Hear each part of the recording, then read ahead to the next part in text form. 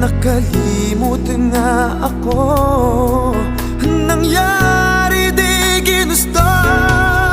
Ako pa ba'y kayang yakapin ang init ng halik sa